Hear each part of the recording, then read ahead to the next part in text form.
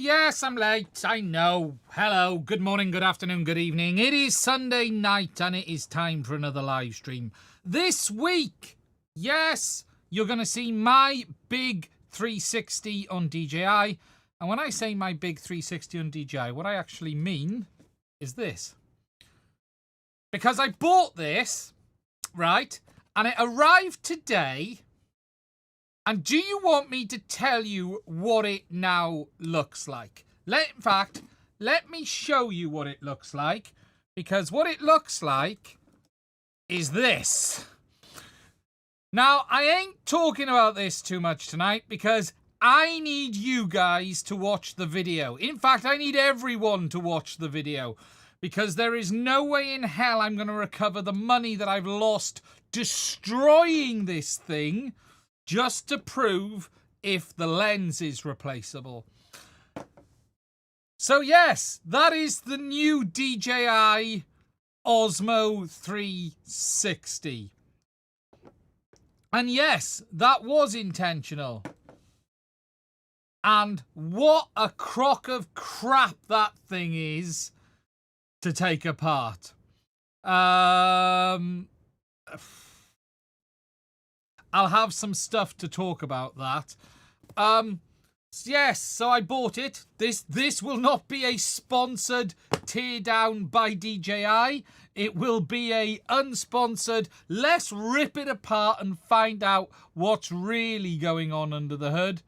And then we do it and then some. And man, has DJI made some stupid decisions in that product. However, I also, whilst I ordered that, I bought myself an Action 4 because these are so cheap right now. It's crazy. I haven't opened it yet. It's brand new. I got this for like 189 quid and I haven't upgraded my action camera for ages. And I thought, well, if I'm ordering one at the price these are, it's a no-brainer. 189 quid for the Action 4 right now. So I bought myself an Action 4 for quads, but that's for flying. You know, that's not for that's not new, put it that way. But man, they are really well priced. But I have used this today. I have taken it down the beach. I did buy Gear Refresh, so that might have fallen over or got run over by the car accidentally.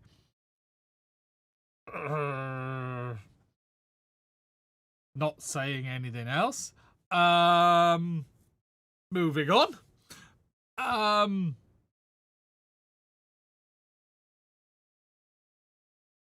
And yeah, it's actually interesting. I've had a little... I took it hand gliding and it slipped. It slipped from about 4,000 feet.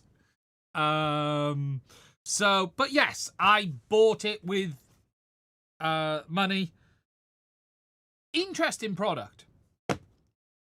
But it needs to be torn down. The front fell off. The front fell off is actually the ultimate analogy for that. But yeah.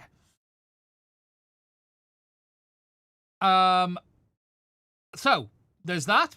We're gonna talk about the video I put out yesterday very quickly. I'm not going to go over and over and over it, but I am just going to talk a little bit about that video and the current situation with DJI. And people are still also getting mixed up with stuff in China as well.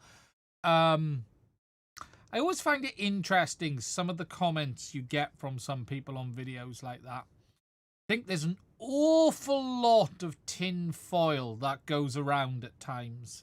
And yes, so look, I wanted to put out what is the sort of, as much as we know is true right now with DJI. And it ain't getting better. And it ain't going to get better in the US. And yeah, it's a bit of a mess indeed. We're also going to talk about Caddx, and we're going to do that at the start just to get that out the way. And we will talk about anything else that comes up along the way too. Lots of little things to talk about this week. So, first thing I want to get out the way is Caddx have had to withdraw the update that they released last week that we spoke about. The reason they had to withdraw it is because there are, from what even I have seen, 3 major issues with the update. Number 1, when you perform the update, it either doesn't auto-record or it doesn't record at all. Problem number 2 is some ear units won't even bind to goggles once they've been updated by that firmware. And I can't remember what problem number 3 was. There was 2 problems around low power mode. Either low power mode didn't work. Oh yeah, sorry. Low power mode either didn't work at all and you couldn't record, or when it did record, it over-recorded for about 30 seconds. So yes, unfortunately, Caddx have had to withdraw. Now, I don't want this to turn into a Caddx bashing session because I'm apparently the evil one who says these things and I'm always the guy bashing them. I think it's a shame. At least they acted quickly. The truth is, the update didn't really bring much in benefits for most people, so you're not missing anything if you didn't get it. They've withdrawn the update from the market. You can downgrade. I think at that point, you can't really be any majorly more critical other than, hello, did you not test this before you put it out? Something they've done is very broken the code in many ways. You know, the fact it won't bind is you know, it's not just they screwed up a little thing. It's like completely screwed up. So anyways, look, they've had to withdraw it. Hopefully it will get fixed. What was good, and the video is taken down at the moment, but one of the users, testers, had posted a video of the flashing of the OSD in low signal, and it looked really good. So it looks like they fixed that and screwed up everything else. But look, what can you do? At the end of the day, at least they withdrew it very, very quickly. And that's the plus side. It's not still there for people to download. What about the new update for Goggles 3? That's actually, yeah, that's also worth a discussion, actually. And I made a bit of a mistake in that video. So, on that same video, I spoke about DJI putting an update out, and I have no idea why they have introduced an update that adds a lock. We now actually, though, know a little bit more about this. And the reality is, DJI have had to release a firmware update that introduces a lock as a result of new EU laws. I did put this up on my blog, but the very basics are these new EU laws require any internet-connected device that has personal data on board to have a security code. It isn't just DJI who have had to introduce this. You're even seeing things like Canon cameras, digital mirrorless cameras, having updates to introduce this as well. And basically, any device that holds personal data and can go online in the EU requires a passcode lock to be able to stop someone inadvertently accessing your data. This is also why, and my cup of tea has arrived, so I'm going to have to pause to reach. There we go. This is why, also, that when you reset the data, it removes the password because you're removing the personal data. But yes, it was an EU requirement, not DJI doing strange things. And I only found that out after I'd made the video. So, and it isn't just DJI, it's loads of stuff. Hell, even things like this might have to have that kind of requirement. Not all of your personal data is on the SD card. The goggles hold your logs on board. You can't read them, but they have logs on board that you can't read. And this is actually something I missed in that video. One of the like real nasty behavior traits of DJI in recent time is like they have the logs on the goggles, on the remotes, but you can't read them.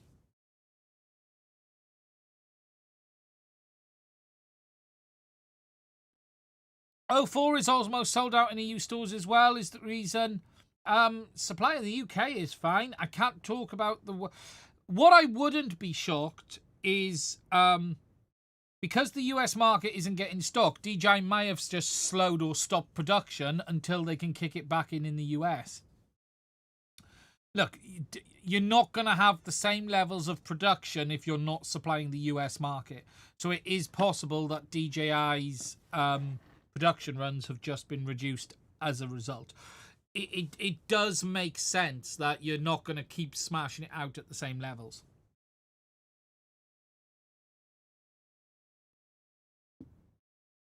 So I suspect that's the reason. UK stock is fine.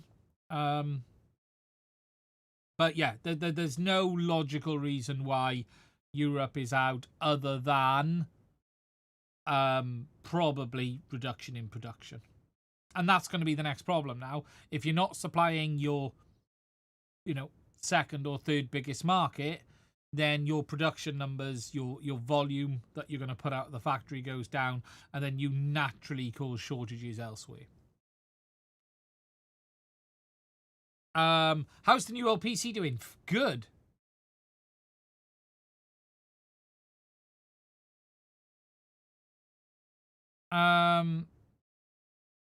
Or they abandoned O4 and... No, there's no i5 on the horizon. No. No, it's not going to happen anytime soon. You won't even see O5 this year, by my opinion. You won't even see O5 probably by mid next year. Unlikely. Comments on the Osmo Nano rumours? Yeah, looks interesting, but it looks worryingly small. Yeah, the update on Goggles 3 is okay to install. It doesn't cause any issues. It looks worryingly small. It looks far too much like the RunCam cameras. And what worries me is how limited it's going to be. That's what scares me.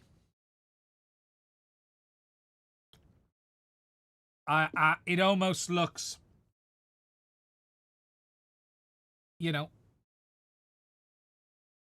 No, I haven't jettisoned the Caddx in for reviews. I have paused them. I wasn't making any content for a couple of weeks.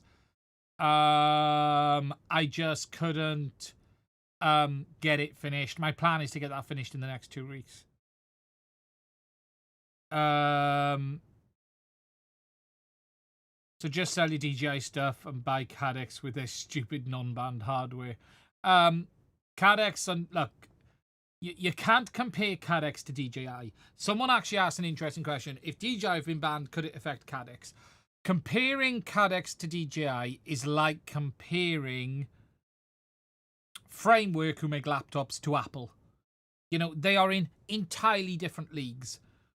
DJI bans are nothing to do with FPV. It's all around the consumer drones. It just affects everything. But DJI is... It's like Caddx isn't 1% the size of DJI. I know in an FPV space, people like to compare them, but they're not even... Caddx isn't even an ant on the foot of the giant that is DJI. DJI is so big, it's like comparing Apple... I don't know, I cannot even think of an analogy. Even Framework doesn't make sense. It's... They are infinitely different size companies. Yeah, it's so look, Caddx sells components, so therefore that's a different problem.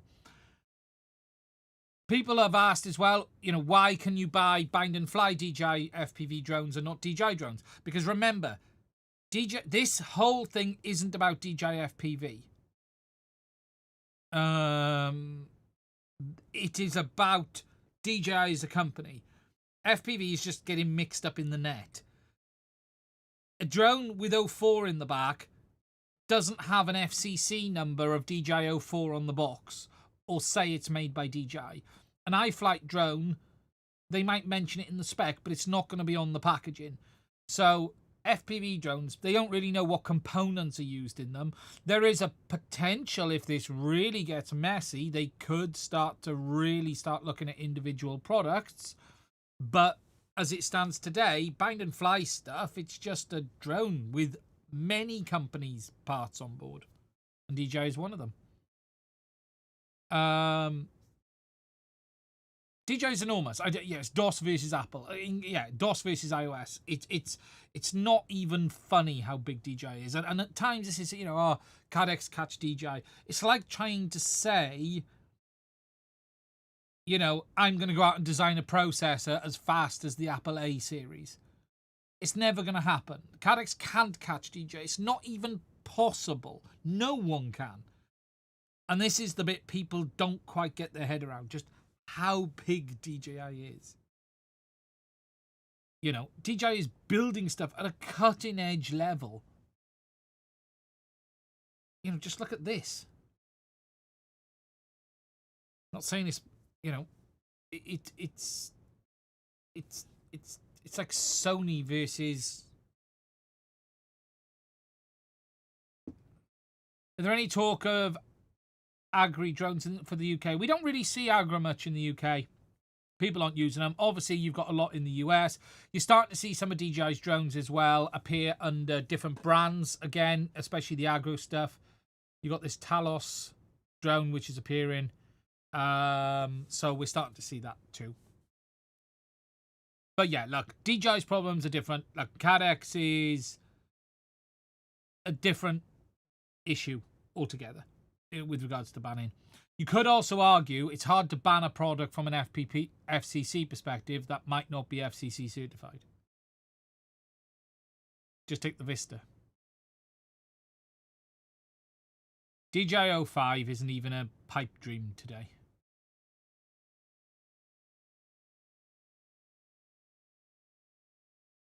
Look, people have said this, what effect would DJI... The ban will not end DJI. The US, I think, is about 20 to 25% of DJI's market share. DJI is so big, the US isn't going to end them. They will just put their resources elsewhere. Might they have to downscale as a company a little bit? Yes. Might they have to reduce some of their overhead? Yes. It's not going to end them. The world is a lot bigger than the United States. The very basics are DJI can quite happily survive. They will just rescale. DJI has been on this trajectory for years like this. And now perhaps the trajectory is going to flatten off. They're still enormous. They're still huge. They're still selling millions of drones. Outside of the US.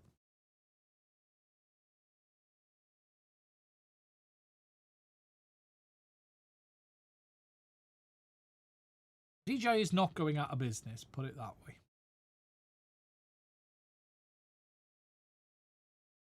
The world is bigger than the US. Yeah, that's just the fact. It just, the truth is, if all of this happens, the US will fall dramatically behind in the availability of drones, and people will have to import them to get what they want. And you'll have trouble if you try, you'll just get retailers who'll package it as a gift and say what it is, and that's what will happen. And it'll just, look, it's not that DJI's market will evaporate there. There isn't a competitor. There isn't even a solution. And even with all of this talk of Insta360, still a Chinese company, they're just as likely to get banned as DJI. Remember, the ban is also talking about DJI and Autel, I will add. It's not just DJI. If DJI 05 is so far away, there is no 05. 05 doesn't even exist today. DJI could create something called 05 tomorrow, but it doesn't. DJI have only just made the entirely new chipset. 04 is the new chipset. They ain't made any new chipsets. This chipset will probably run now for 3 to 4 years. The only thing DJI might do with 05 is beef up the video CPU a bit and give you some additional recording modes. But the same RF link will be the same RF link. They can tweak the modem software and do some other stuff. DJI have got something in their pocket, remember. So, DJI have 80 megahertz carrier in their pocket for 05. The current system can do up to 80 megahertz carrier, but DJI do not use it. They've not used it in 04 at all. So 05 will, in all likelihood, be probably a new video chipset and then 80 megabits a second. But it ain't new. They can do that today. It's just they've got that in their back pocket ready to go. You know, DJI have... There is a big change that has now happened with 04. You have to remember, if you look at what OcuSync was, OcuSync started with the P1 chipset. OcuSync 2 was the P1 chipset and OcuSync 3, depending on the generations. Technically, OcuSync is the P1 single band, okay? OcuSync 2 is the P1 dual band. Same chipset, same processing, they just added both 2.4 gigs and 5 gigs. Technically, OcuSync 2 is just OcuSync 1 but dual band. They created OcuSync 1 dual band and then removed it. OcuSync 3 is the P1 with the external video processor because they couldn't do any more encoding on board the P1 to improve video quality. And now they've kept the same video processor and moved to the S2. The S2 is not going anywhere. But DJI have now stepped into this permanent separate modem, separate video processor world. And I don't ever see them changing from that. Now, so the next stage is that modem will probably stay for the next 3 to 4 years. They may upgrade the video processor and they can then turn on 80 megahertz carrier that they've already got, by the way. It's already there. It's just they've chosen not to give it to us and turn that on and give us that functionality. But don't expect 05 to be some magical shift. If anything, 05 will probably end up being camera-wise. Now, someone said, but what about the Neo 3, the Avata 3? Don't expect there to be big changes in OcuSync in the Avata 3. The changes are probably camera-driven.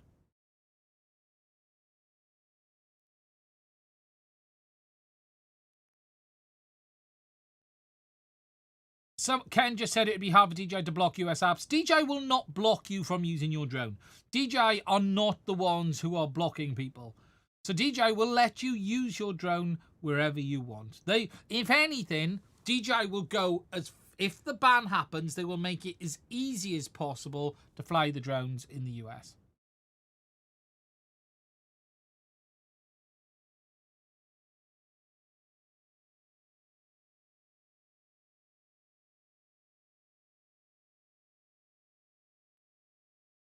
PTR FPV, mad. Take a look at this bitrate glitch on 04. It looks like what you reported months ago on auto mode, but it's now happening 1200 milliwatt on some channels. Yes. Look, there is a known thing with 04 that if you manually put it in 1200 milliwatt mode, it will reduce bitrate. That's normal. That's not a fault. That's normal. You can't expect to have maximum power and maximum bitrate through the PAs at the same time. It is not remotely surprising that if you force 1200 milliwatts, you're getting reduced bitrate.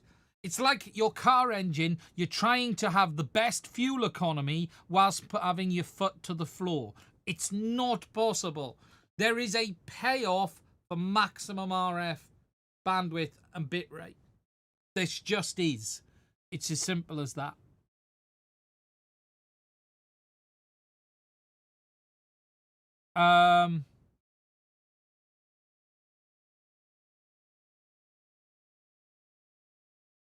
Does 04 Lite overheat as fast as the 04 Pro? A little bit faster. It needs... I'm constantly acquiring 04 overheated. It needs airflow. 04 both ear units need airflow. They both need airflow.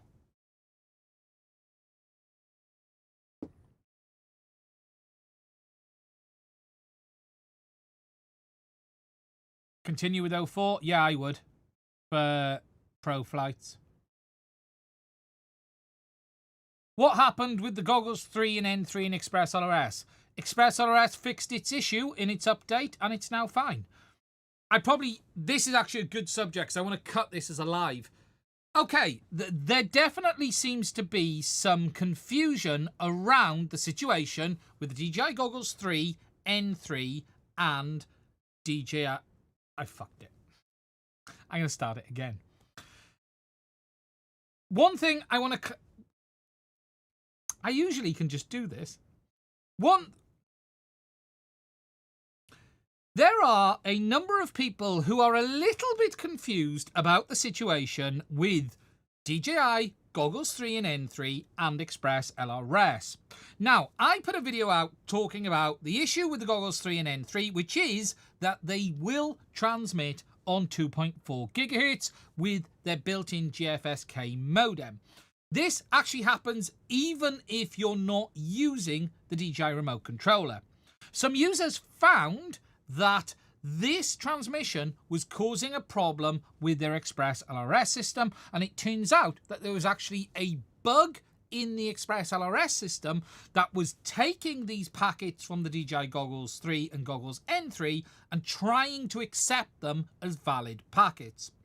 Whilst I have said from the beginning it is annoying and I would rather the Goggles 3 and N3 didn't transmit on 2.4 gigs when you are not using the remote controller, that isn't the actual fault. The actual fault was with Express ELRS, and that has now been fixed. In the latest Express ELRS firmware, that fault has been resolved. There is no specific issue with Goggles 3 and N3 when used with Express ELRS that doesn't have this bug. The goggles transmitting on 2.4 gigahertz is no different to flying directly next to another pilot using Express ELRS as well. It is simply the fact that the Express ELRS module was actually trying to accept the packets that the goggles were putting out, and it was causing a link drop issue. So, in the end, this issue isn't that the goggles is causing the problem. The issue was that Express ELRS should have been ignoring the signal. That is now fixed. As a result, there is no issue between Goggles 3 and N3 and Express ELRS. As long as you're using the latest firmware, you can update them, use them together. It will be absolutely fine. So, that. There. Managed to get it out in one.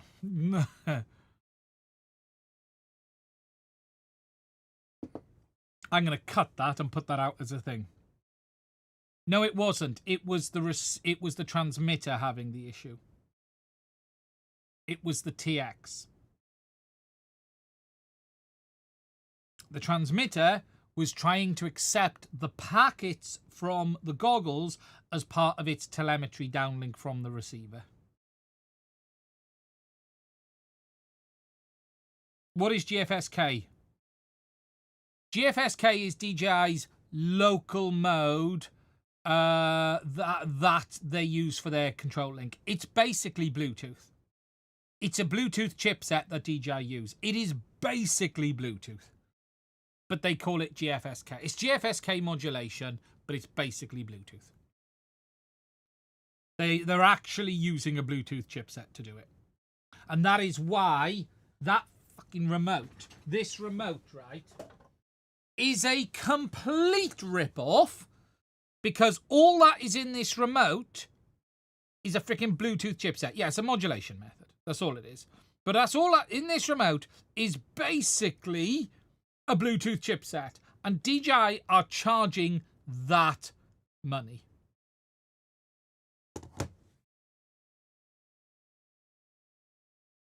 Yeah, it's a PS controller. Absolutely. Yeah, it is absolutely a PS controller.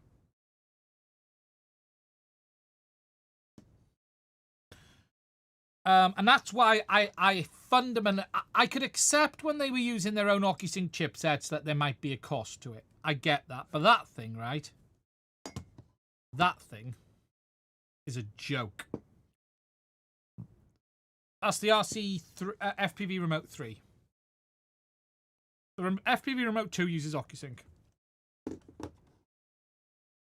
Why does ExpressRS switch to GFSK? It doesn't. ExpressRS doesn't use GFSK. ExpressRS never has used GFSK.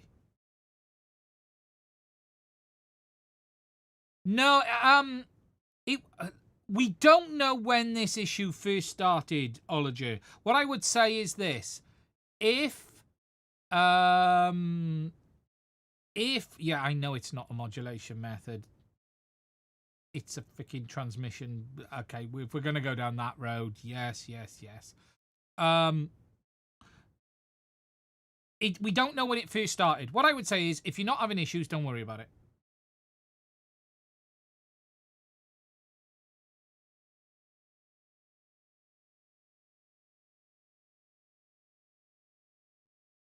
Basically, what was happening was the signal from the goggles was crashing the ELRS receipt. It was causing the TX module to crash the link.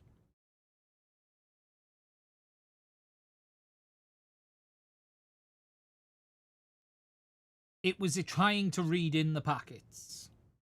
It doesn't matter about the modulation. It was trying to read in the DJI packets. And as a result of it not being compatible, it was basically taking the link out.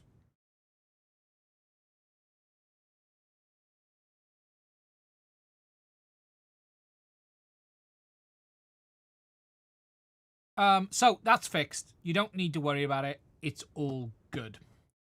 Right. I want to talk a little bit about the video I put out yesterday. The controversial one. My God. So, I tried to put an update out about the situation with DJI and everything and covered off, you know, what got them here, where they're at. And look, there are some things I glossed over in it, and I would have liked to have gone into more detail, but the video would have been too long, if I'm honest. I already got people complaining that I repeated myself too much, although I didn't think I did. But the one thing I sort of didn't cover is why some FPV components are in short supply. Because there's actually the DJI issue, and then there's actually the China issue. So the DJI issue is the US government is blocking the imports of products, probably to stall it long enough that when they get to the end of the year, DJI will not have been audited, and they don't even have to say no because DJI automatically get banned. And that is the amazing thing that was set up in this thing last year. Remember, this was in the act last year. The very clever move in that wasn't that DJI has to get audited. The very clever thing was, if they're not audited or fail, they automatically get banned. That was, whoever come up with that, it's a genius move, because you don't even have to fail DJI in an audit. You basically don't have to answer the phone. And that is literally what is happening right now. You've got DJI's press team, you've got DJI's corporate team running around trying to get people to talk to them in Washington, and they are being turned away at every opportunity. And if that continues, they're done. They're banned, because it's automatic. They don't even have to say, we found all this nasty stuff. They just have to ignore them. As for, well, won't everyone get upset? Well, they won't, because they've already stopped you getting the products in the first place. So by the time you get to the end of the year, you'll already be used to not being able to buy DJI products. So this is all being done very, very well. However, that's DJI.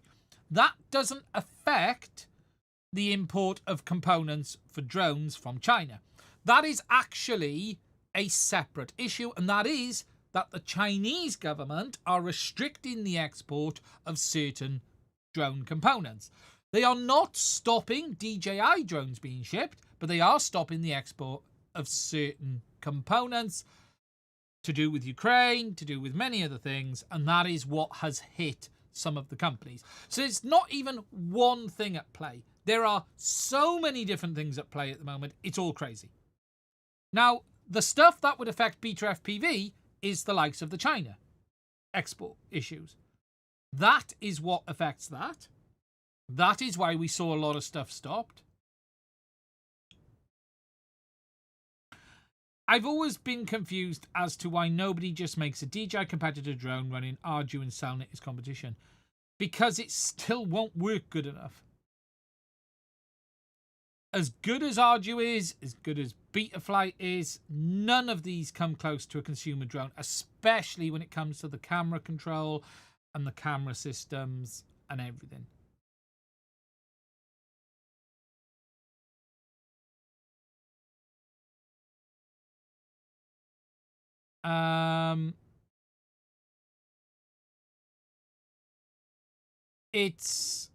Yeah. Look, so there's many different things at play. There is many different things at play. For DJI, I know what I would do. I have a solution for DJI's problems like that. And where I said DJI have made a mistake, and the mistake was they should have opened up US manufacturing for enterprise drones. If I was DJI, this is what I would do to solve this problem. I would design a separate product range of DJI drones without OcuSync, because OcuSync is core DJI technology based on Wi-Fi, limited functions, limited features, and then manufacture them in the US and open up that software for compliance checks. The US then will get a highly limited cut-back product as a result, but that will get them through the US market. And then the rest of the world can carry on with the latest stuff. And that's how it would be. I do wonder, something I thought is interesting is, remember this leak on the Neo 2 with a separate OcuSync module? I actually wonder if it would be worth DJI selling all of their drones with just Wi-Fi, and then people can grey import the OcuSync modules so they don't have to go through certification. DJI is not going to open up their OcuSync code. That's for sure. That is crown jewels. That really is crown jewels.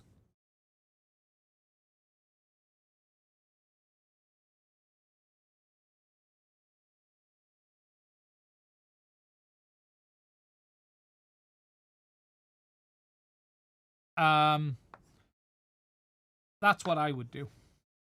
I would make a cutback product for the US market that they could comply and say, hey, that's it, and then let the rest of the world. It'll then sort itself out. But look, they got here through their own stupidity years ago. Honestly, you know, look, I don't have sympathy for DJI because they got here through stupidity. And if they'd have just bent a few years ago, they wouldn't be in this mess. But hey ho, it is what it is. Okay, so that's the situation with DJI. That's why some Chinese components are not available. We're just going to have to wait and see what happens. Now, before I move on to the chat, I do just want to talk about SpeedyBee, because SpeedyBee have put out a bit of a weird document. Let me just find this on Facebook. They've put out this sort of bleating post, which I don't quite understand. On the 8th of... which has this really weird, quite militaristic music on it, if I'm honest. Now, I'm reluctant to play this music just in case it gets me demonetized again like I did last week. So I'm going to mute the music. I can play 10 seconds of the music, can't I? So let me share my desktop. Right. Hopefully you'll hear this.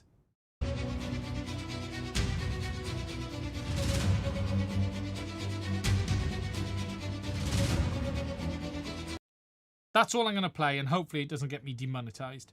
But they've put out this statement, and it's It's weird, and it's quite militaristic in nature. I got demonetized off the Caddx video, the music they were using on the Caddx video. Sounds serious. Yeah, episode of COD. So, this document goes on to say, it's weird because they've posted it as a video. And basically what they're saying is the F405 version 4 is now obsolete, and there will be an F405 version 5 coming in due course. But it has this very official notification with like peeling pages, and then they talk about fakes in the marketplace. So let's just play through. Counterfeit product alert. And they're basically saying, if you're offered these products, you should not buy them and tell us. And it's very much stamped with the Chinese stamp, and then it's available in Chinese as well. Bit of a weird way to announce that your product's no longer available. You can see it there if I just... Really weird. With this very militaristic tone of music to it.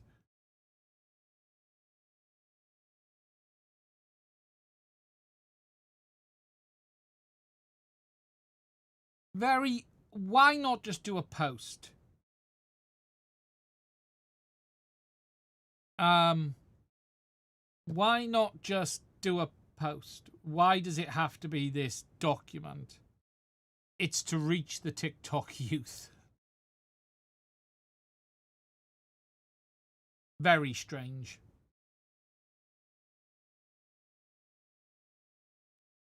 So if you go to SpeedyBee's website, they've also put it here, look. But they also talk about the version 3, and they've got it at the top. See, look at this. It's right at the top of the SpeedyBee homepage. It's all very dramatic. And I don't understand why it's all quite so...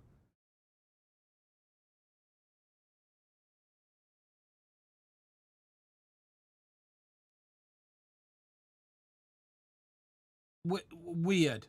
Weird. If we go to stacks, I don't know what the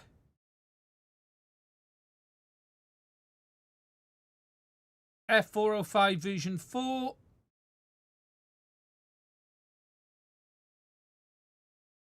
discontinued. I wouldn't be shocked if they've discontinued these to try and come out with one that has a complete redesign that can't be faked or easily faked. I still think someone has ran off with SpeedyBee's design drawings, whether it's a member of staff or something. Someone has run off with their stuff. I think it's a member of staff. The way they're reacting, it's like...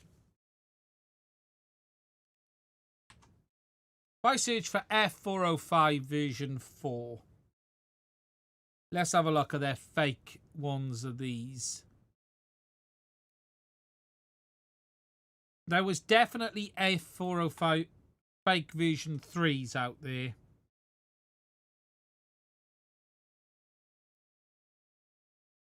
See, here's one of them.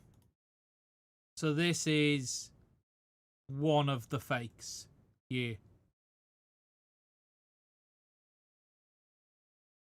Even though it says SpeedyBee on it, it isn't, and it is a fake.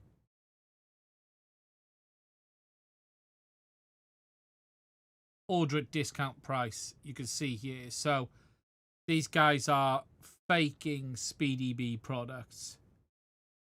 SpeedyBee. It feels like someone has ran off with the Goober files or their Altium files. Did you ever figure out if BL Heli has moved to selling preloaded chips? The unofficial information I've had is no. How can you spot a fake? Don't buy from AliExpress and buy from a reputable dealer, is what I would say is the simplest way. There are ways. SpeedyBee do talk about it on their website, and they actually, I thought, showed some images.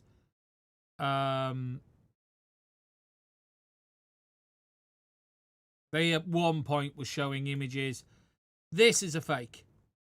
And what you'll notice is some of the wording and stuff.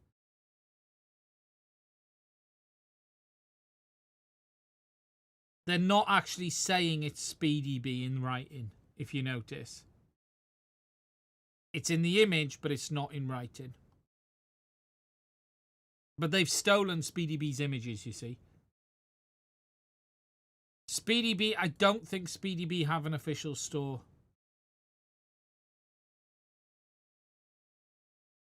See, if you look at that one, it says SpeedyBee. So there are quite a few fakes turning up out there now.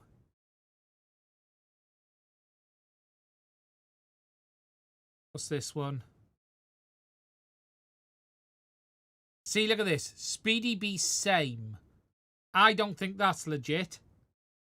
It's words like this that will tip you off to it's not legit. SpeedyBee same F405.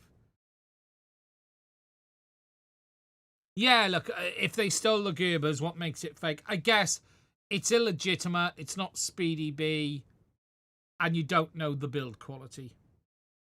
And that's what the problem's going to be. It might work absolutely fine, and you might not give a toss. But yeah, so SpeedyBee are warning people. They've said an F405 version 5 is coming, so we'll just have to wait and see. That's all we can do. That's what I don't understand is I'm surprised at SpeedyBee that the simpler way for them to solve this cloning problem is make the loads of those flight controllers. That's the simple way for them to do it. But yeah, who knows? As far as I'm aware, they perform okay.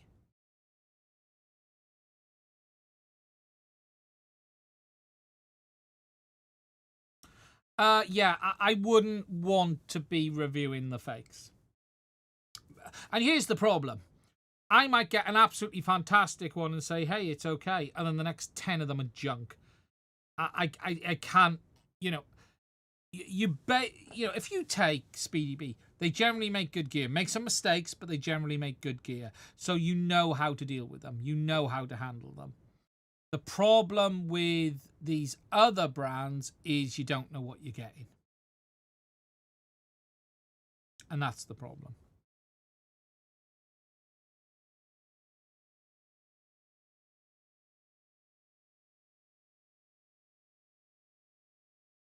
Kiss is different. Look, Kiss Ultra is really good, but you're paying for a software stack as well. You know, and look, we wouldn't want to be supporting fakes. It's consistent product, you know. Look, here's a reason we like Radio Master, and here's a great thing to say on Radio Master. We don't get problems with Radio Master. People might complain about Radio Master, or why do all of the brands talk about... Interesting, someone said the other day, why do all of the brands talk about Radio Master? Actually, yeah, this is actually quite a good subject. Let me just get ready.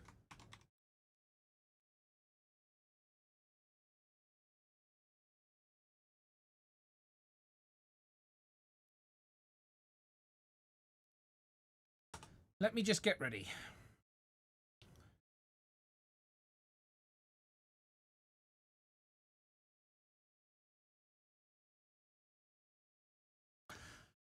A lot of people, one of the most common comments I get is, why do so many of the creators, KOLs, people like me, talk about Radio Master, but never talk about Jumper, never talk about their radios, never compare their radios. Well, what I can tell you is this, is I do have a comparison coming between the TX15 and the T15, because that's what people wanted. But there is actually a valid reason why many of us aren't really talking about Jumper. And there's a couple of reasons, actually. From my perspective, Jumper is not a company that talks to me as a creator much. They are not a company that sends me information, reaches out and says, hey, we're doing this or we're doing that. We're going to be doing this or that. I don't really have a rep at Jumper. They will reach out now and again and say, we got this new radio. Can we send it to you? And that's great. That's brilliant. But what they don't really have is this very solid all-in-one communication link that I have with Radio Master. I have not a rep, I wouldn't want to call him a rep, but I have the person I deal with, the Radio Master, who I can message now and I will get a response tomorrow morning when he's around. He'll answer questions. He'll bounce stuff off me. He's a really great guy. We've discussed loads of stuff over the time, 3D printers, all sorts of stuff. So I have a good communicative relationship with Radio Master. But it's more than that. It's also the information that the company provides. So, for instance, when Radio Master release a radio, they provide a huge amount of information for the KOL. Pricing was late this time around, but other than that, all of the information is there. But more than that, the information is on the website as well. And when it comes to this, if you actually look at Jumper versus Radio Master, this in itself tells you a massive difference between the companies. If we head on to the desktop, on Radio Master's website, we can go on the T15, which is the new radio. We have all the information. We have the models available with the pricing, which you can buy on Radio Master Direct. You have all of the information listed, all of the main specifications, everything here you need. Radio Master have a fantastic download section on their website, so you can go to support, you can go to downloads, and they have user manuals, firmware and logos.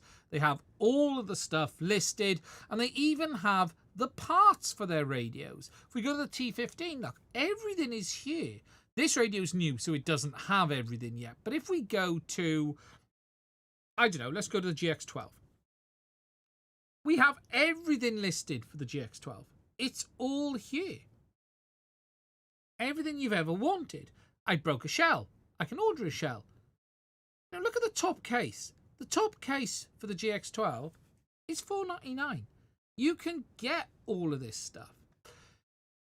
Jumper is an entirely different kettle of fish. First of all, trying to find information on this website isn't great. So if we go to radios, let's go to transmitters. Let's view all, and we'll wait for it. And let's go, okay, let's have a look at the T15. Okay, so what I want to know about the T15, let's have a look. So we go down and we go, okay, it tells us about the colours. That's very nice. But none of this is clickable. This is all just images. Built-in 2.4 gigs 915. Doesn't really explain, though, is that both? You go down, past the marketing information, you have the Jumper layout, and then you have some basic specs. But look, nothing here is telling us a great deal about the radio. You don't have the detailed instructions. If I go to downloads, when I checked this last, they didn't even have the manuals for half of their radios. So, look, do they even have the manual for the T15? Oh, they do. They've added it, finally. Well, hey, it's now been added. It wasn't there for ages. What about the Bumblebee? So they've now got the Bumblebee. Is that the manual for the Bumblebee? Smart? What about the Bumblebee? Is that the manual for the Bumblebee? Oh, it's there and there. That's now listed. Oh, so they've actually updated their website. That's for good news. But you can't even buy their products, and you can't buy spares for their products. Not for everything. They've got some stuff, but they haven't got it all. And this is the big problem with Jumper. They don't have the same level of info as Radio Master. They don't have all of that. And then you add on top the lack of sort of communication and stuff. And this is why you will find that people don't talk about jumper so much. I'll be honest, I have my comparison between the T15 and the TX15, and Jesus, it's a no-brainer when you look at it. The TX15 is in another league. It really is. It is genuinely in another league, that radio. It is fantastic. I'm using the TX15 daily. It's my daily driver now. I have retired the Boxer. Something, though, I will note, because I didn't mention this in the review.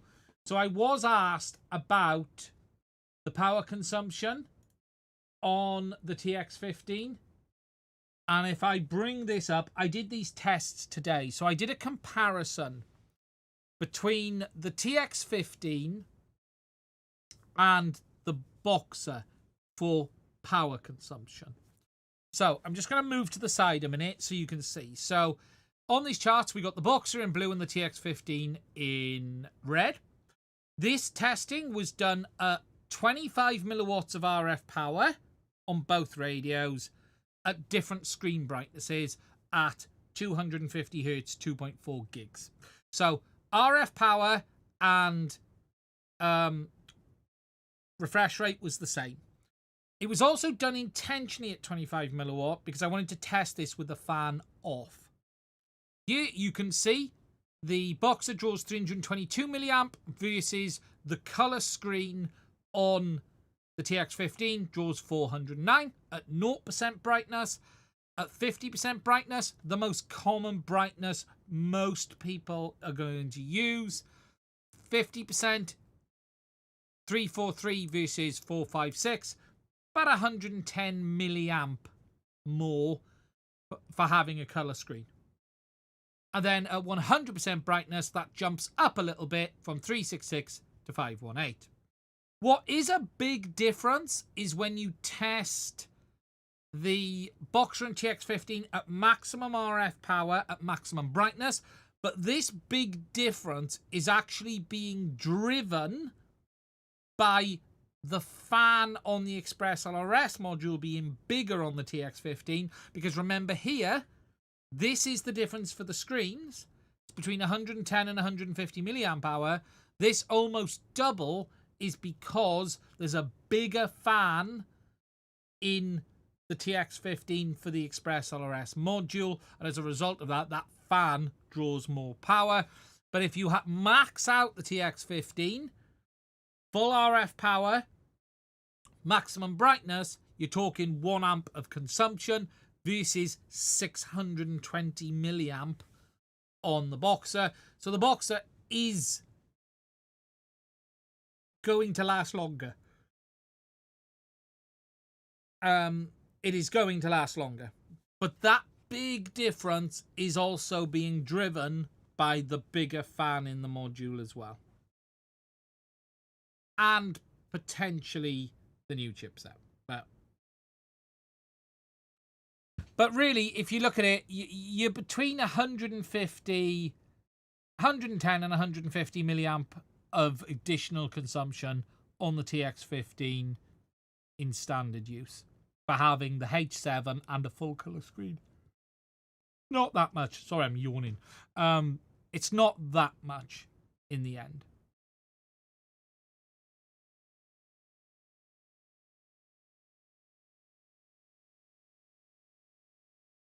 Not bad considering the battery size. No. Do you really need 1 watt? Is the TX15 2 watt? No, 1 watt. SWR and TX15 868. Not tried it. I haven't torn that bit down to do that test. Those antennas are usually tuned somewhere in between. I wouldn't worry about the SWR that much on that.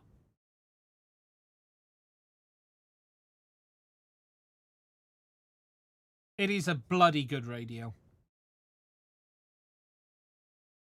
Free Sky is way more solid than the TX16. Yeah, look, the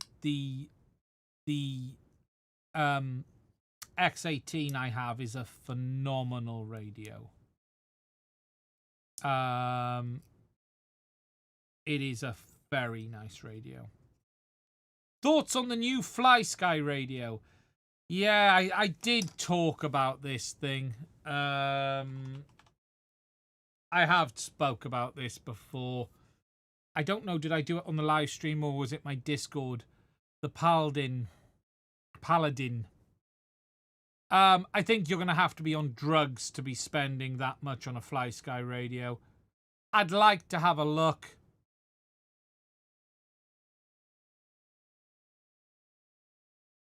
The PL18 Ultra, which is this thing, comes with Fly Sky's own OS, but you can, in theory, flash it with HTX, although it isn't fully supported yet.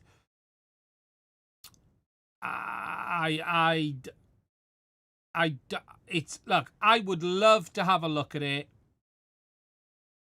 Apparently, you can also flash it with Express ELRS as well. The module does support Express ELRS and HTX. It is very much a X18, X20 copy, if I'm honest. Look, if we look at the... I love... Like, if you look at the fully tripped out X20, it looks absolutely freaking phenomenal. If you look at the X20, what's the big one?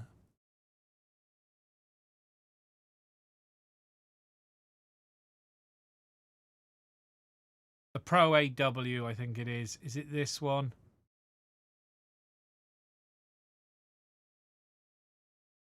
It might be...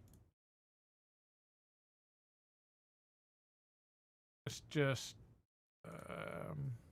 they had a limited edition bunch with a carbon cover. Might be the RS. I can't remember. It was a phenomenally nice looking radio.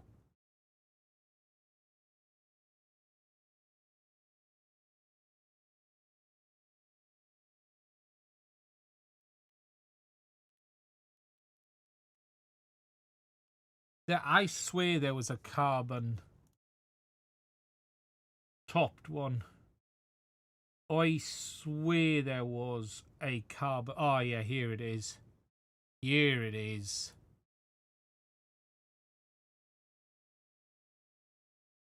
That is a hell of a good looking radio.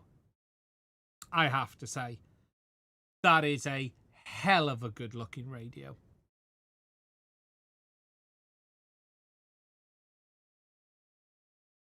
Beautiful radio.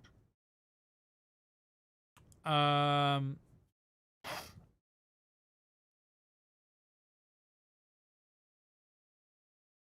this is what the PL18 is after. This is what they're going up against. You see, they're trying to compete with this to a point.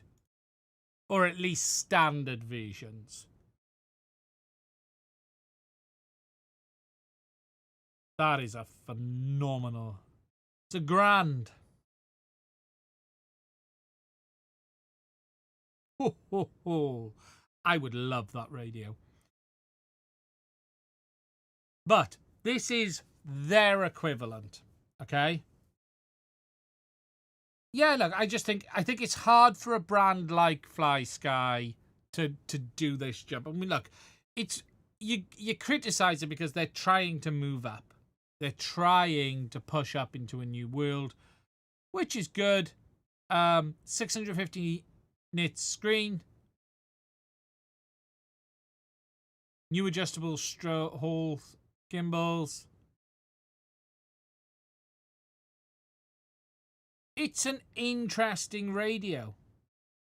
Spectrum have always made nice radios. You can't not...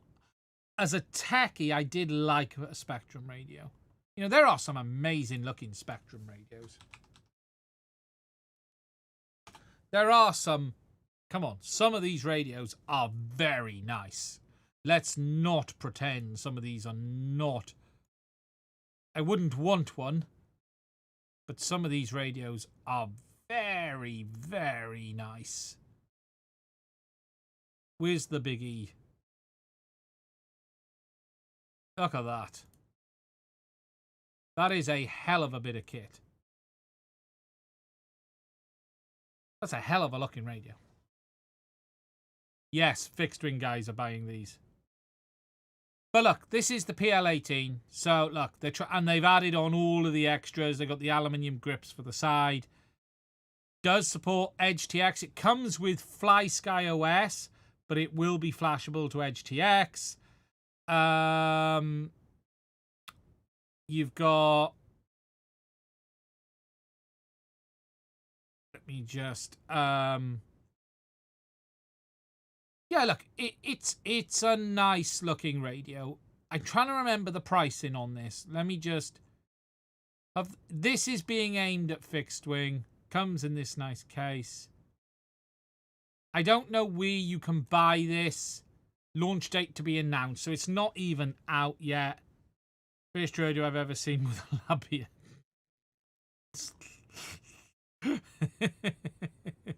Behave. It's a, you know, I don't know. It's a lot of money for a FlySky radio. And I tell you what I've just noticed is how big that border is around that screen. I've just noticed this. Let's go back up. Look at how big that border is and how small that screen actually is. That screen is not remotely as big as you think it is. That is really quite small. You know, look, if I was spending that money, I'd rather spend a bit more and get the tandem.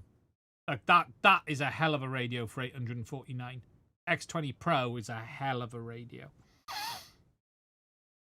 If you're going to spend that money, look, there is no question FrSky's quality is very, very good. The X18 is a phenomenal radio.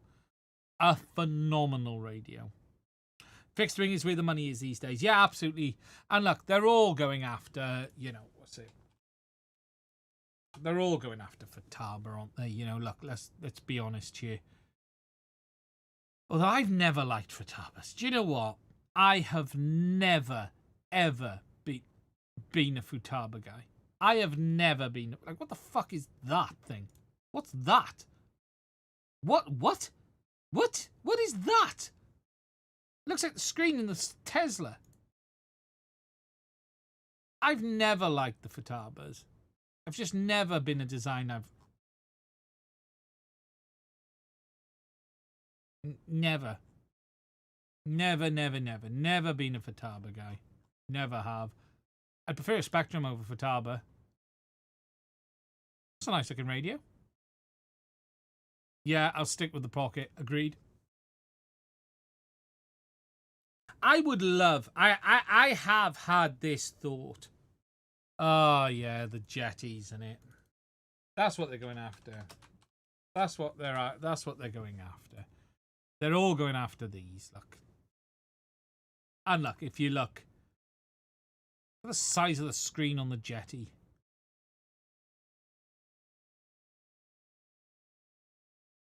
Let's have a look through the jetties. Yeti. Fucking hell is that thing? What on earth is that thing?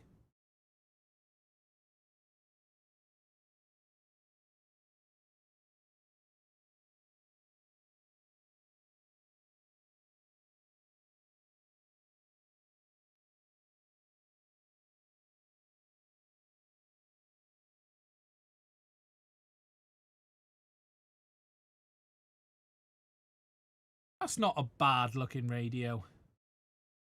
Price on request. Yeah, I can't afford them. Here we go. Oh, their website is horrible. I would love, though, to build a radio like this. I have been thinking, if you look at this, right, 360 rotation. What about from the front, please? Thank you. Someone is just making that in their garage. I would love to design my own radio with carbon fiber. 3D print out of carbon filament, the size, and then a carbon fiber top and bottom plate. Open source radio based on like Radio Master AGO1 gimbals or AGO2s. And one of the boards off a Radio Master. If I was going to do this, it would be really simple. I would go and buy the board, probably from the TX15.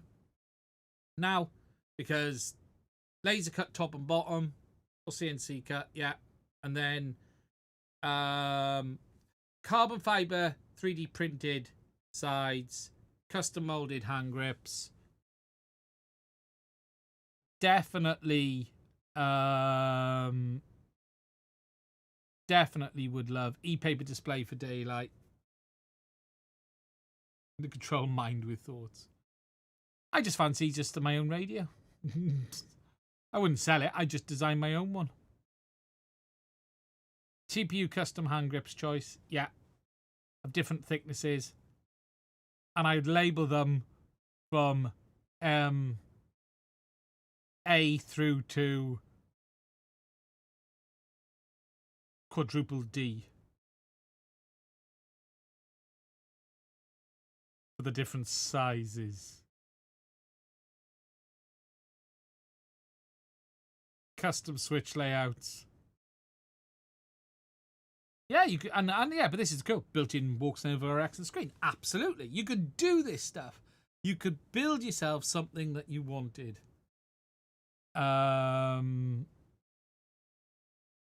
You could definitely do some, yeah, some cool things. You could. Right, I need to catch up on a couple of super chats. Raven, I think I've answered that. I had an issue yesterday. My DJI Goggles 3 and O3 lost OSD. Got back after rebooting the goggles only. Power cycling the quad did nothing. Yeah, look, this is still the odd quirk. I would just make sure you're upgraded or refresh the firmware. There's no major known issues on O3, all of them, but there are some quirks. There are some known little problems. What would the joystick grip style be? Well, you can choose. It's your own radio. So, yeah, I would love full carbon fiber top panel. I do like a nice carbon fiber top plate. Let's be honest. Look, let's ignoring this. That's a nice looking radio. Carbon fiber cut top plate is a nice looking thing.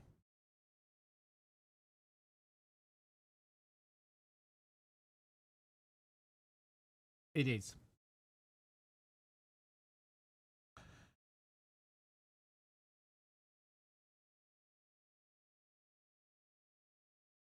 Yeah, the side trimmers are nice. Yeah, it's nicely done. You notice there's no strap on that radio.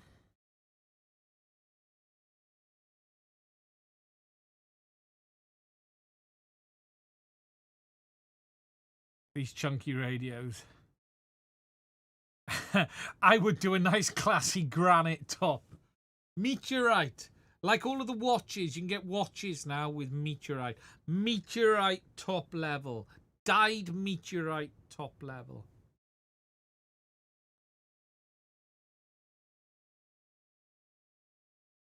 Mounts on a pedestal. It comes with a free man to hold your radio whilst you're flying. The price of that comes with at least one free man to hold the radio for you.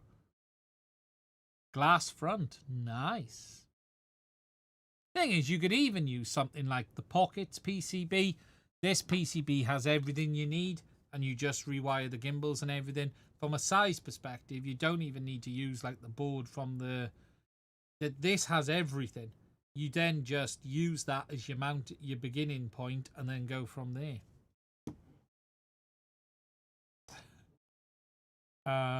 You know, transparent PCB is possible because you've got 3D printed PCBs now. And you can poke people with the aerial. A concierge included with every purchase. Yes. I hope they do release a Pocket Vision 2 eventually. I don't know what they're going to do on this. I don't think you can get much more power on this. I don't think there's logic in a 1-watt pocket.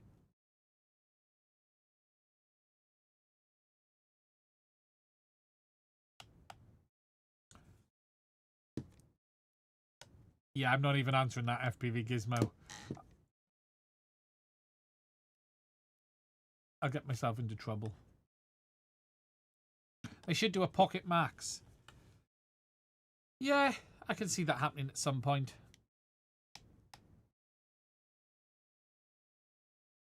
Boxer Max.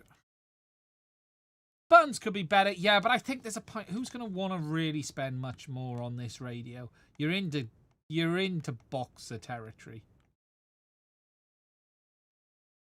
You know, you really are into boxer territory. I have to say, it is a great little thing. Right shoulder latching switch. Yeah, you're right there, UAV, because it sticks. I don't know why we still keep having this momentary button on the right. I don't know why people do it. I don't know. I don't know why that is being done. I did something. The only thing I did do something weird today with the TX15. I accidentally disarmed. Not done that on the Boxer. I had my finger over it and I pressed it enough that I disarmed. And it isn't that it's much of an ergonomics change, because it isn't. But yeah, I want a radio with built-in HD0. Well, technically, Wade, there is one. Free Sky made it. Free Sky made an X20 HD, which has HD0 built in. It's barely been out, and I don't think anyone actually bought it.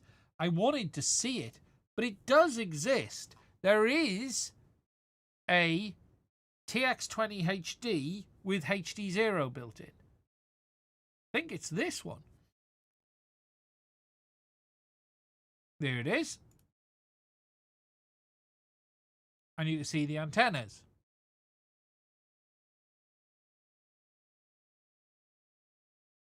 And it has HD0. Now, they don't say HD0, but it is HD0.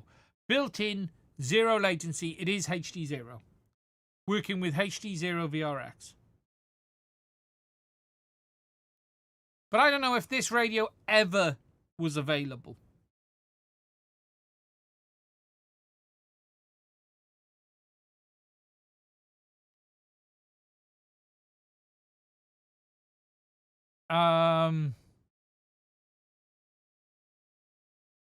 It's done just to piss off me and other right armors.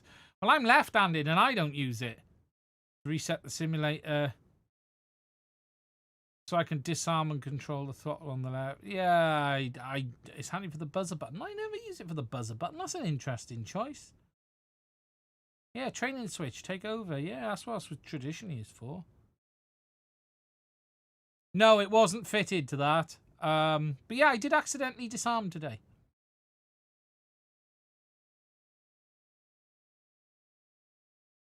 John Camp's promoted it. I never saw. No,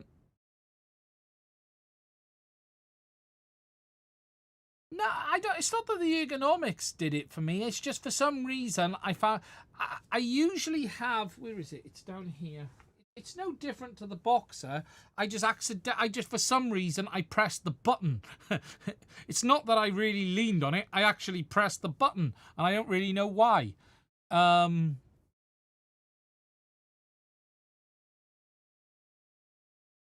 thing is, if you want a radio with HD0 built in, you better just mount in the HD0 monitor to your radio.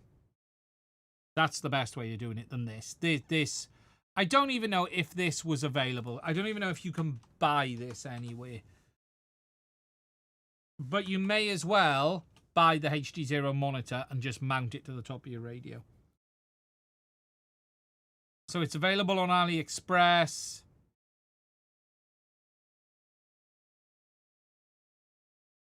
Oh, look, it's in stock. What's the up kit? So it's 640 quid.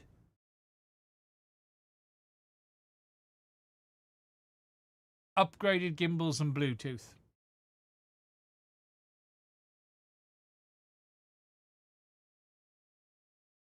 Yeah.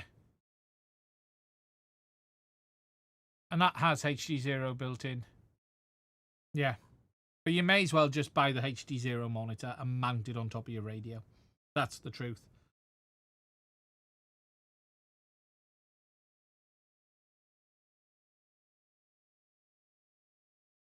But yeah, HD0 has done one. I couldn't think of anything else. I just leave it blank usually, the right-hand one. I wouldn't, you know, if I where's the TX15 and where's the Boxer and the TX15? TX15's in the bag. I haven't even opened it yet. Get my bag open. Buying it today. It's a heavy radio.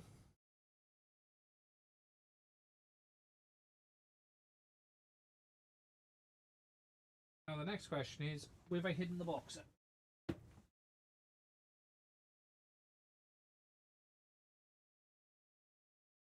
Lost my Boxer.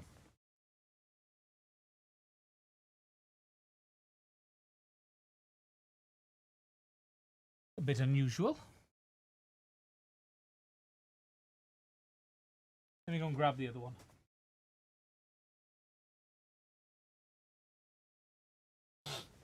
I'll grab the green one I had out. The Crush. Let's do that. Let's do that. So let's put them side by side. Okay, so obviously there is a bit of a layout difference.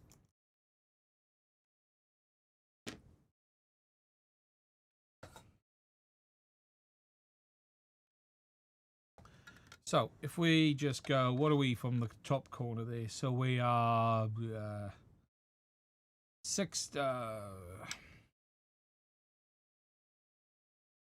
58, 59.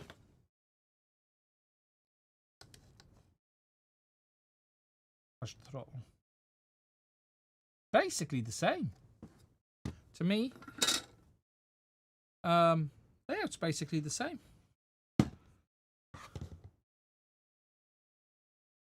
The button's a bit bigger, actually, interestingly, on the...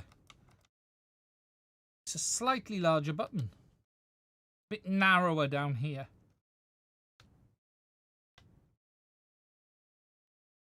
It's like, why? Why does that exist? But yeah, look, it's a very similar layout.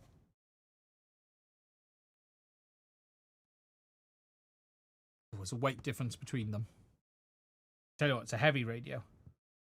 The X15 is a heavy radio. That's the one thing I can't tell you.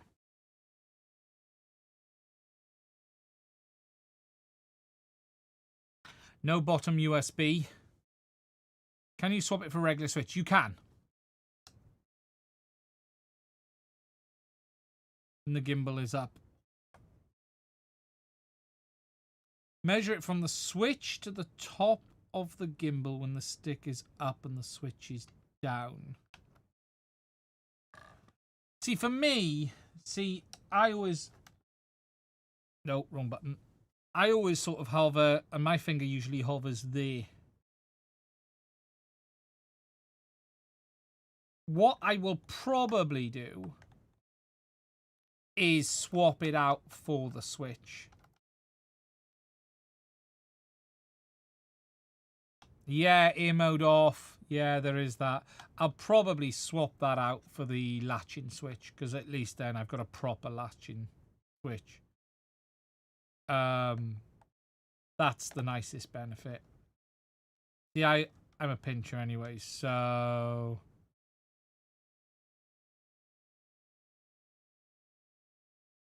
It's the ergonomics for me are no different to the Boxer.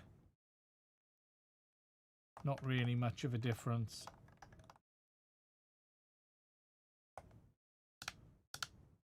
Oh, so you're talking the distance from there to there.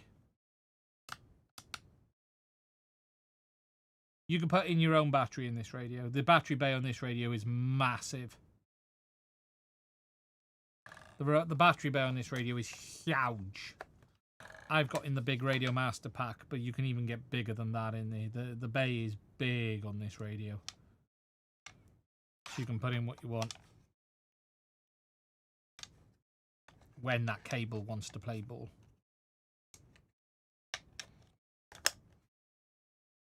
I do use an neck strap, yes. Yeah, I just, for some reason, I'm going to swap it out for the flick one. I always prefer a flicked switch. No, I don't hit those switches. I'm not hitting them there. Look, that's where I'm not hitting them.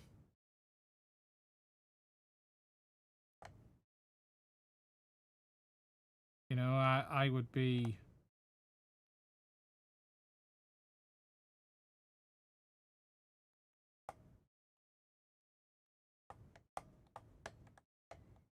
If you don't bump the switches on the box, so you won't on this. No, I don't. It's... Yeah, no, it's nowhere near for me. Nowhere near.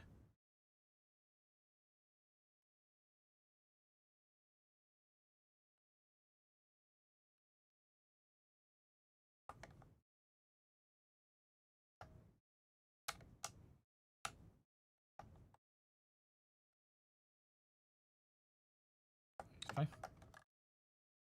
Someone says, why is the antenna crooked? It's not crooked. Right? Not down all the way, but yeah, it's there.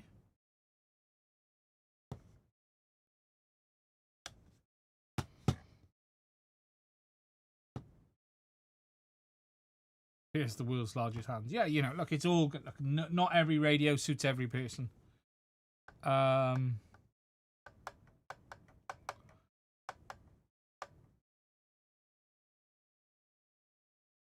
I have my switch disarmed in the down position. That's a good idea, actually. That is a good idea.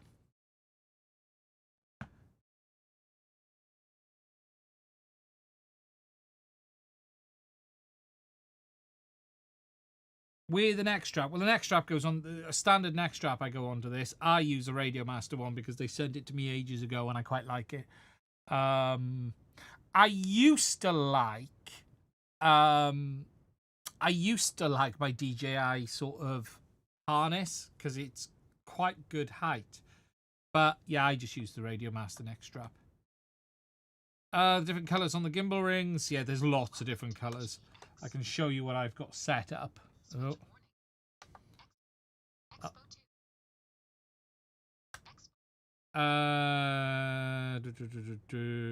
So at the moment, I've got the rings off, but you can do them from the Lua scripts. So if you go in, if I change model, go back. If I go to that one. Yes, go away. That one I've got set up on this switch to do different colours. I haven't actually got it set up on my... They got some really cool options on this radio. They really do. And you got all of the colours available. It's not really the same price as the Boxer. If you actually look at it, it's not the same price. In many ways. So this is 139 for the standard. And the box, well, yeah, it is, isn't it? In the standard version, it is. Yeah. It's the max version, it varies slightly. I don't think they plan to end the Boxer, but I think it's the box. My understanding is the box is going to stick around. Yes. You can fully program the color. Max is cheaper on the TX15, yeah. You can... They intend to keep the Boxer around, as I understand it. Yes, you can fully program the LED rings. You can even do things like the LED rings change colour when you tilt the radio. Fully programmable, fully addressable LED rings via Lua script.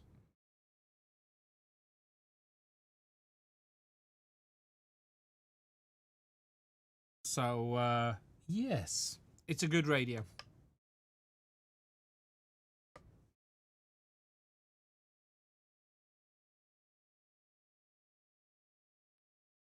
They should release an official foldable antenna for the Boxer.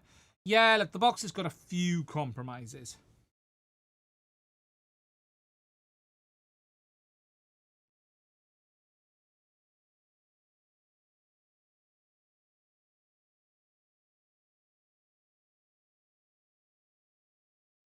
Yeah, look, it's not stopping today, but I guess depending on the sales, let's see.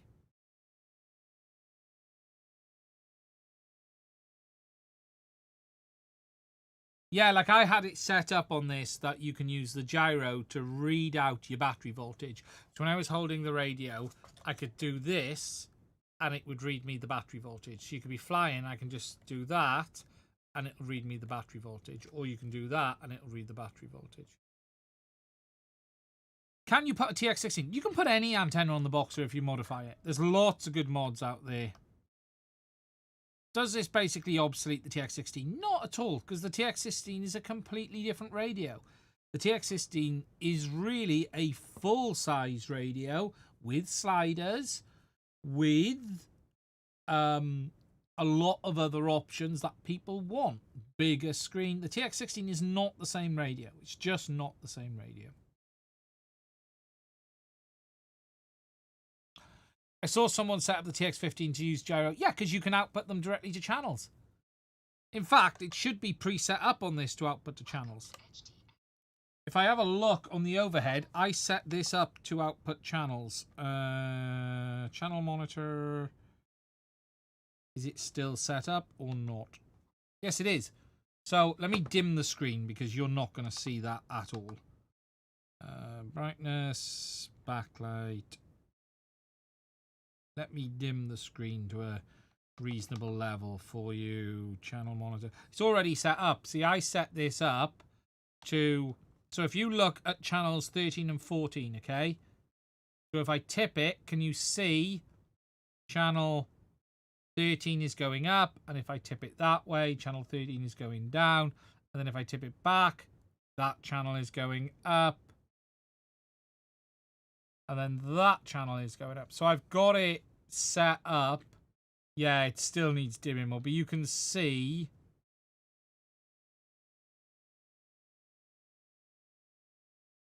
that they are following the channel outputs there.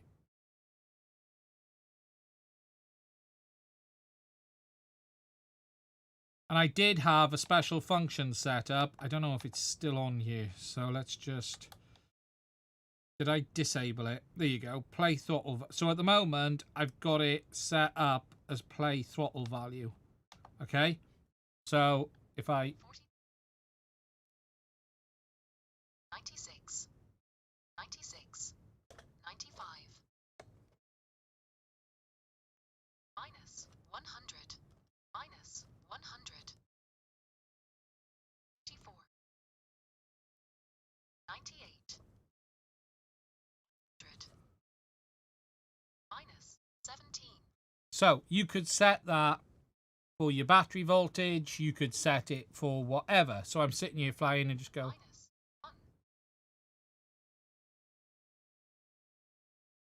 I probably didn't tip it enough then. There you go. So you don't even have to press a button. It's not doing it at the sides because I set it that way. So yeah, you could do some really cool stuff.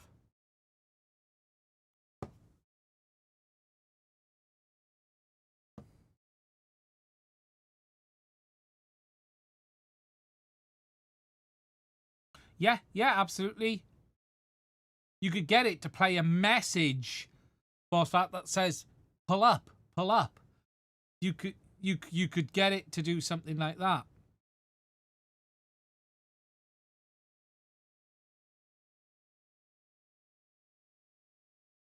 Lots of different options.